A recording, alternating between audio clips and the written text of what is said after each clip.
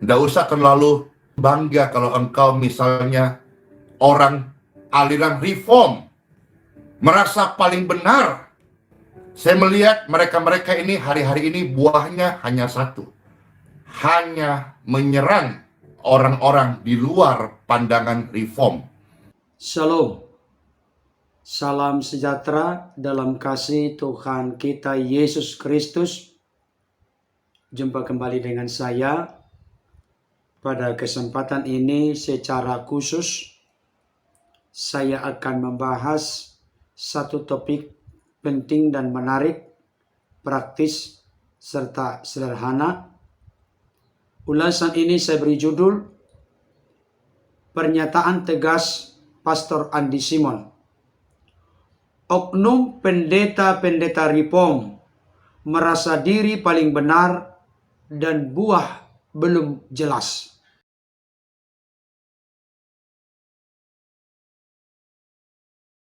Bapak Ibu Saudaraku yang dikasihi oleh Tuhan, sebelum saya lebih jauh memberikan beberapa ulasan dan catatan penting terkait dengan tema ini, saya akan menunjukkan terlebih dahulu kepada setiap kita pernyataan lugas, tegas dari hambanya Pastor Andi Simon. Selamat menyaksikan. Nggak usah terlalu bangga kalau engkau misalnya orang aliran reform, merasa paling benar. Kebenaranmu itu bukan dari mulutmu, bukan dari cara pandangmu, tetapi hidupmu yang sepadan dengan pekerjaan Yesus. Saya melihat mereka-mereka ini hari-hari ini buahnya hanya satu. Hanya menyerang orang-orang di luar pandangan reform. Saya belum menemukan buah-buah yang lain.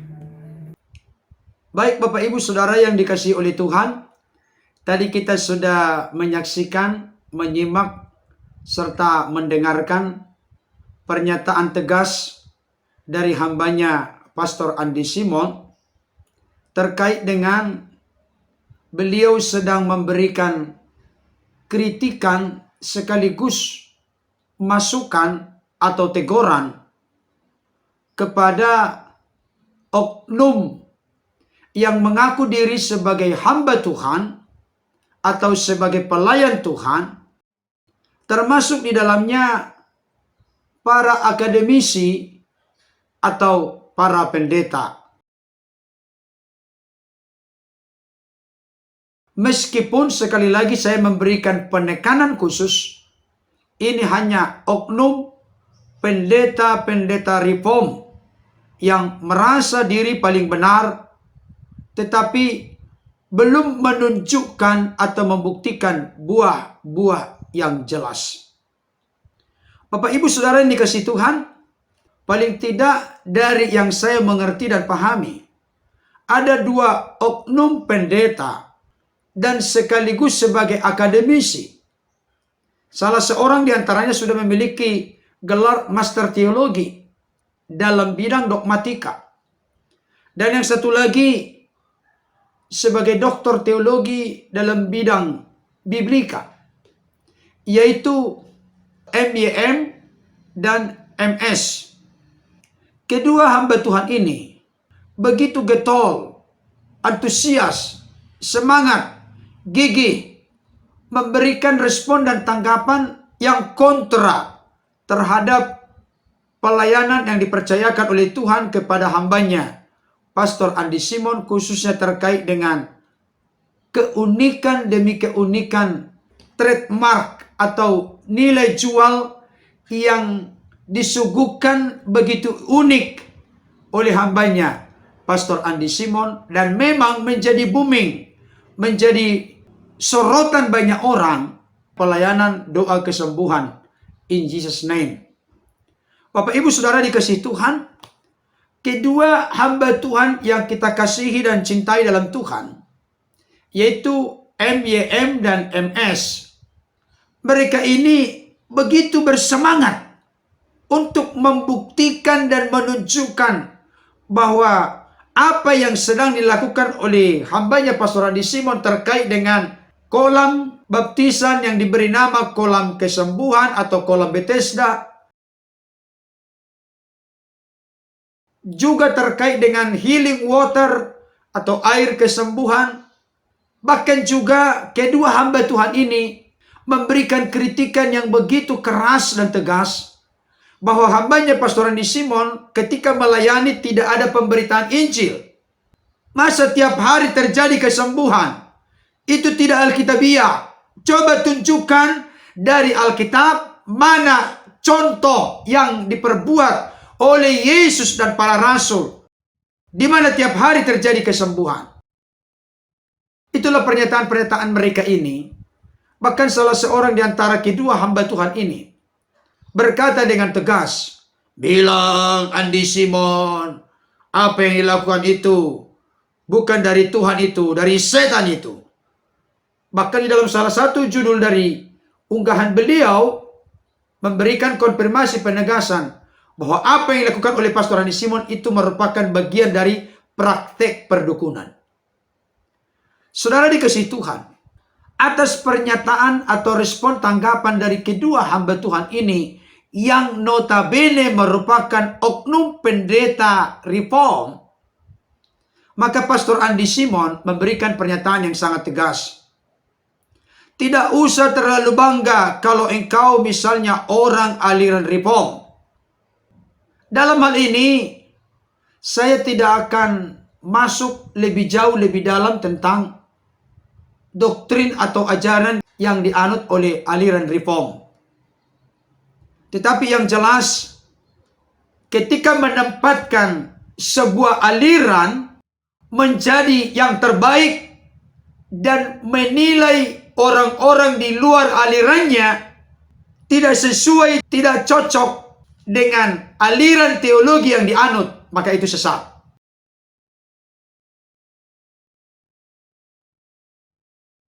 Nah, pernyataan seperti ini bagi saya sudah sangat keterlaluan.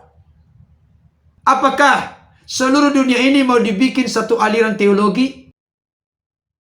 Memang disinilah titik letaknya. Kalau sampai sudah fokus membanggakan aliran teologi tertentu. Dalam hal ini saya tidak sedang berkompromi tentang doktrin yang sangat fundamental, mendasar dalam kekristenan. Bagi saya sudah terkunci rapat, tidak ada lagi peluang dan kesempatan untuk berubah dari prinsip tentang ketritunggalan Maha Kudus, Bapa, Firman, dan Roh, atau Bapa, Anak, dan Roh Kudus, serta dui natur Kristus, kemanusiaan Kristus dan keilahian Kristus. Saya sangat menyanjung tinggi, menghormati pendapat dari bapak-bapak gereja yang telah merumuskan di dalam berbagai konsili-konsilinya, khususnya terkait dengan kredo atau pengakuan iman rasuli yang lebih luas, lebih mendalam dipaparkan di dalam pengakuan iman Nikea, Konstantinopel. Saudara dikasihi Tuhan, kalau kita fokus membanggakan aliran teologi tertentu, dan dari aliran teologi inilah kita bertitik tolak untuk menjudge atau menghakimi aliran-aliran teologi lain, menurut saya konklusi atau kesimpulan yang dapat kita ambil adalah berarti orang di dalam aliran teologi tertentu sudah memutlakkan konsep, doktrin, ajaran teologinya paling benar, dan orang lain yang berbeda dengan pandangan atau aliran teologi, doktrin, ajaran yang dianut menjadi sesat. Bagi saya, oknum-oknum seperti ini sudah menempatkan aliran teologi lebih tinggi dari Alkitab.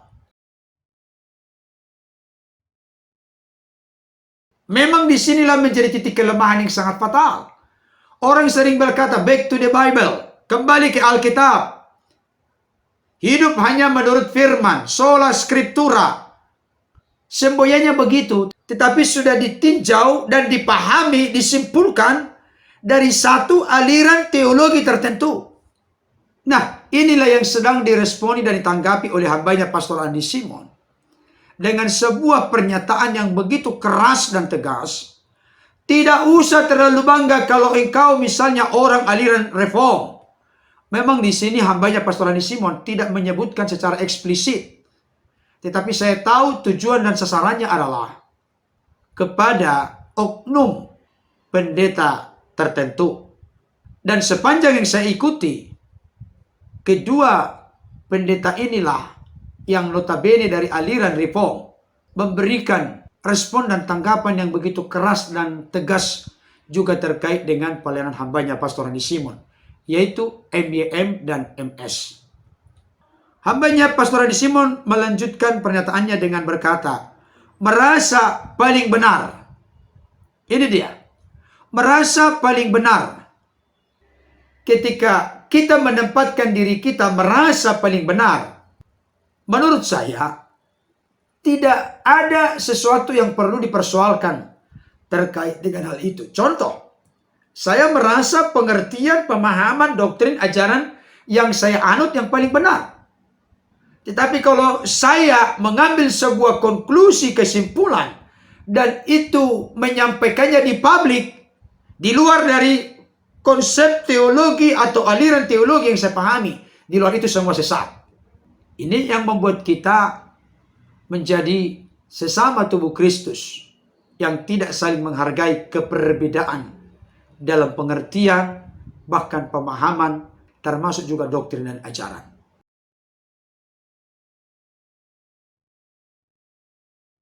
Saudara dikasihi Tuhan, saya mau sampaikan kepada kita, sebenarnya ketika pertama kali di dalam zaman para rasul, apakah ada aliran-aliran teologi ini? Itu yang coba kita simak dan hayati serta renungkan bersama. Adakah aliran teologi Calvinis, Reform, Armenian, dan seterusnya? Tidak ada. Sepanjang yang saya tahu dari informasi Alkitab, misalnya Matius pasal 16 ayat 18 berkata begini. Dan aku pun berkata kepadamu, engkau adalah Petrus, dan di atas batu karang ini aku akan mendirikan jemaatku, dan alam maut tidak akan menguasainya. Dalam konteks ini ada perbedaan pengertian pemahaman di dalam tubuh kekristenan. Ada yang punya pandangan bahwa di atas Petrus, Yesus mendirikan jemaat. Kalau sepanjang yang saya mengerti dan pahami, adalah mustahil di atas Petrus. Tapi kalau di atas pengakuan Petrus dan para rasul, engkau adalah Mesias anak Allah yang hidup. Di atas dasar Kristus itulah didirikan jemaat. Saya lebih condong dan sependapat dengan hal itu. Di atas batu karang ini, di atas pondasi yang kokoh, kuat dan teguh, tak tergoyahkan, Yesus mendirikan jemaat. Di atas pengakuan Yesus adalah Mesias anak Allah yang hidup, di atas itulah didirikan jemaat. Bukan di atas aliran, denominasi, organisasi tertentu. Selain daripada kedua hamba Tuhan terkasih MYM dan MS, saya juga pernah menyaksikan, mendengarkan pernyataan dari beberapa hamba Tuhan lain yang menegaskan bahwa mengenal Tuhan hanya melalui organisasi gereja tertentu. Di luar itu tidak. Saya pernah dengar itu. Pendeta yang menyampaikan itu adalah pendeta di salah satu gereja sangat besar di Indonesia. Beliau memberikan pernyataan yang sangat eksklusif. Anda tidak akan bisa menemukan Yesus selain di gereja ini. Di luar gereja ini bukan menemukan Yesus. Bayangkan.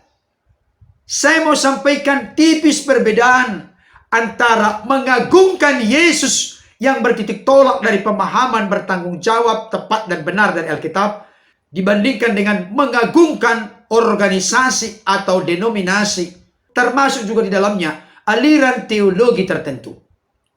Bapak Ibu Saudaraku dikasihi Tuhan, saya mau sampaikan kepada kita, kalau kita merasa aliran teologi tertentu, misalnya seperti yang dibuat pernyataan tegas oleh Pastor Andi Simon, tidak usah terlalu bangga kalau engkau misalnya orang aliran Reform, merasa paling benar. Kenapa? Kita harus jujur berkata, sejak awal gereja didirikan melalui peristiwa Pentakosta, tidak ada aliran-aliran Armenian, aliran Reform, aliran Calvinis. Bahkan kalau kita konsisten mengikuti sejarah, belum pernah terjadi perpecahan dari awal. Kalau kita mengikuti sejarah dari pokok gereja yang utama, saya lebih cenderung terarah kepada aliran Ortodoks. Dulu kan pusat gereja itu ada 5. Roma, Yerusalem, Antioquia, Bizantium, Alexandria.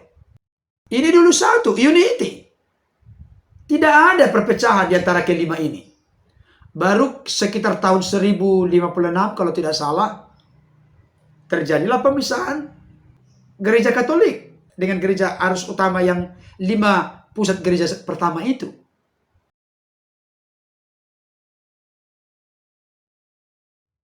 Baru nanti tahun 1517 terjadilah protes dari Martin Luther bersama dengan bapak-bapak reformasi. Tanggal 31 Oktober 1517 yang setiap tahun diperingati oleh aliran-aliran gereja tertentu sebagai tonggak berdirinya reformasi atau pembaharuan.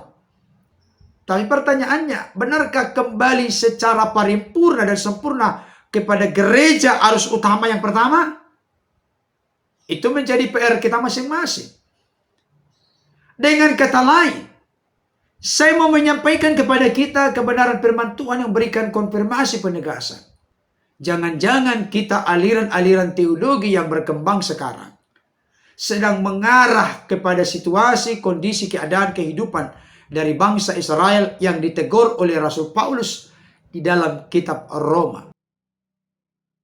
Dikatakan di dalam Roma pasal 10 ayat 1 sampai ayat 3 dikatakan demikian.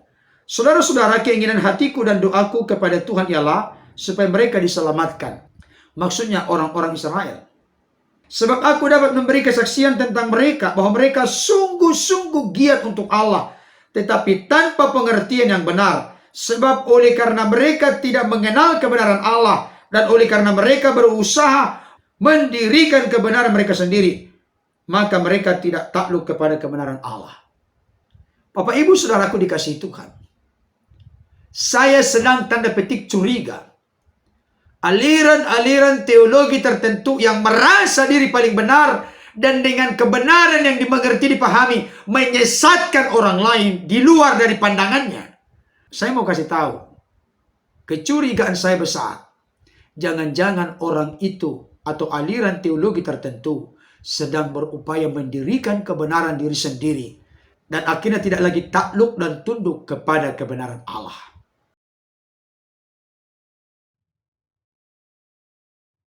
Mari kita merenungkan. Mari kita memikirkan. Mari kita dengan rendah hati mengoreksi, mengevaluasi, mengintrospeksi diri kita masing-masing. Tetapi yang jelas, kalau seseorang punya aliran teologi tertentu dan itu dipakai sebagai senjata yang ampuh untuk menyerang atau menyesatkan orang lain di luar dari pandangan dan aliran teologinya, menurut saya inilah orang-orang yang super sombong dan merasa diri paling benar. Jangan-jangan sudah mirip kebenaran, hampir kebenaran, sepertinya kebenaran, tetapi bukan lagi hidup dalam kebenaran karena sudah berupaya mendirikan kebenaran sendiri, maka tidak takluk kepada kebenaran Tuhan. Saudara dikasihi Tuhan, Pastor Simon kembali melanjutkan, kebenaranmu itu bukan dari mulutmu, bukan dari cara pandangmu. Saya setuju dengan satu pernyataan firman Tuhan. Di mana ada kebenaran, di situ akan muncul damai sejahtera.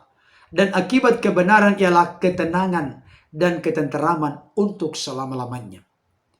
Ketika kehadiran kita selalu menjadi batu sandungan yang mempermalukan nama Tuhan, oleh karena kedok di balik semuanya ini harus memperjuangkan kebenaran sekalipun langit runtuh.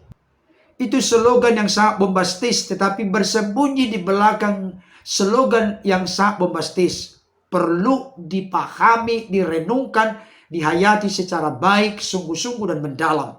Jangan-jangan kita sedang mempertuhankan aliran teologi tertentu. Kebenaranmu itu bukan dari mulutmu, bukan dari omongan besar. Saya sependapat dengan apa yang dikatakan oleh seorang politisi Kristen, yaitu Bapak Adian Napitupulu. Dalam hidup ini bukan berkata besar, bukan omongan yang besar, bukan hanya pikiran yang besar, tapi juga tindakan yang besar. Adakah kita berbuah bermanfaat bagi orang lain, sehingga melalui kita menjadi berkat bagi orang lain, nama Tuhan ditinggikan, dimuliakan. Kebenaranmu itu bukan dari mulutmu, bukan dari cara pandangmu, tetapi hidupmu yang sepadan dengan pekerjaan Yesus. Bapak Ibu Saudara, hidup kita yang sepadan dengan pekerjaan Yesus. Sebelum hidup kita sepadan dengan pekerjaan Yesus, berarti hidup kita yang pertama-tama adalah harus sepadan dengan Kristus, atau menjadi serupa seperti Kristus. Itu sebabnya 1 Yohanes 2 ayat 6 berkata, barang siapa berkata ia ada di dalam Dia atau di dalam Allah, ia wajib hidup sama seperti Kristus telah hidup. Apa sebenarnya arti murid Kristus? Mengikuti jejak, teladan, contoh kehidupan Kristus. Hidup kita hari lepas hari dipulihkan, diubahkan, disucikan, dimurnikan, disempurnakan menjadi serupa seperti Kristus. Dan itulah yang selalu diperjuangkan dengan segenap tenaga, kerja keras oleh seorang Rasul Paulus untuk memimpin tiap-tiap orang kepada kesempurnaan dalam Kristus. Nah, Pastor Adi Simon berkata, tetapi hidupmu yang sepadan dengan pekerjaan Yesus. Saya pikir ini sangat-sangat setuju dengan pernyataan demikian. Karena Yesus berkata di dalam Yohanes 14 ayat 12. Aku berkata kepadamu. Maksudnya Yesus berkata kepada para murid atau para rasul saat itu. Tentunya firman ini berlaku kepada saudara dan saya, kepada kita semua saat ini. Sesungguhnya barang siapa percaya kepadaku, ia akan melakukan juga pekerjaan-pekerjaan yang aku lakukan. Bahkan pekerjaan-pekerjaan yang lebih besar daripada itu, sebab aku pergi kepada Bapa. Hidup kita yang sepadan dengan pekerjaan Yesus. Ketika kita percaya kepada Yesus, maka kita melakukan pekerjaan-pekerjaan yang Yesus lakukan. Bahkan pekerjaan-pekerjaan yang lebih besar daripada apa yang Yesus lakukan. Sebab Yesus pergi kepada Bapa, dipercayakan proyek selanjutnya dalam pemberitaan Injil, dalam penyembuhan, dalam pengajaran, dan pelayanan secara holistik. Itu dipercayakan oleh Yesus kepada para rasul, dari para rasul, kepada murid-murid para rasul, dari murid-murid para rasul, kepada murid-murid, sampai kepada pastor, pendeta, penatua, gembala, bahkan sampai kepada tubuh Kristus, gereja Tuhan sekarang ini.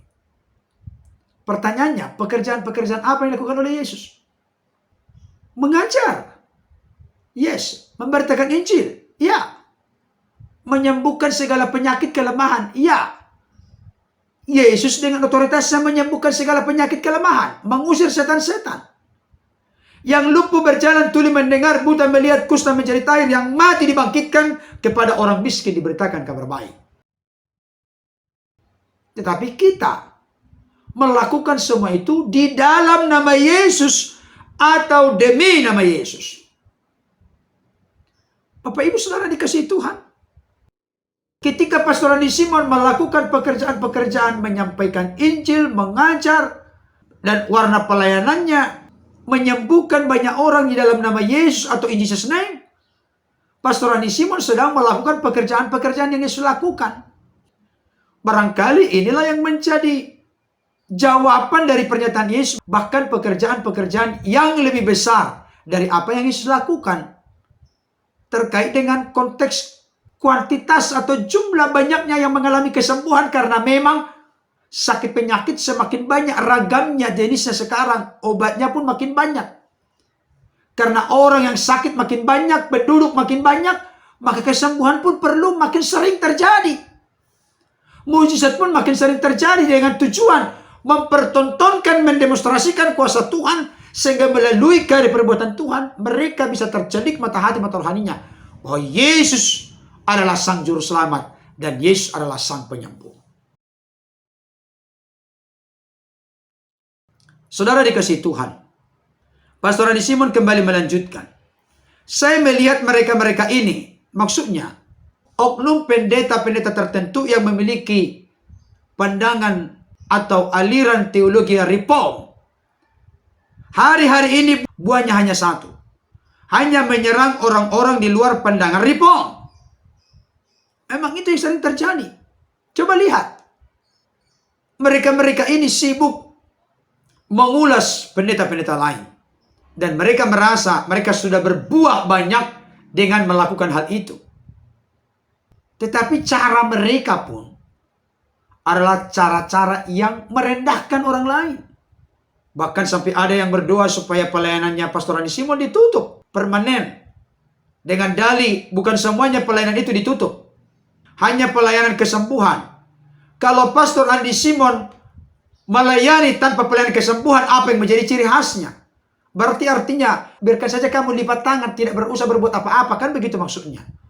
Siapa Anda sampai mencoba memberangus kebebasan orang lain, melayani pekerjaan Tuhan, melayani Tuhan? Siapa yang mengangkatmu untuk menjadi hakim bagi para pendeta, pastor, penatua, gembala lain? Tuhan kita satu, Tuhanmu dan Tuhanku satu, yaitu Yesus Kristus, kepala gereja. Tuhan dan Juru Selamat kita sama-sama. Tapi kenapa Anda seolah-olah telah diresmikan, dilantik oleh Yesus menjadi wakilnya untuk menghakimi semua di luar Anda, di luar pandangan aliran reform Anda? Mohon maaf, saya tidak mengeneralisir, tapi ini oknum pendeta-pendeta tertentu. Saya sudah sebutkan tadi inisialnya MYM dan MS. Pastor Andi Simon kembali melanjutkan, saya belum menemukan buah-buah yang lain. Memang hanya nyinyir doang. Kritik sana, kritik sini. Itu saja kesibukannya. Hidupnya tidak menjadi berkat bagi orang lain.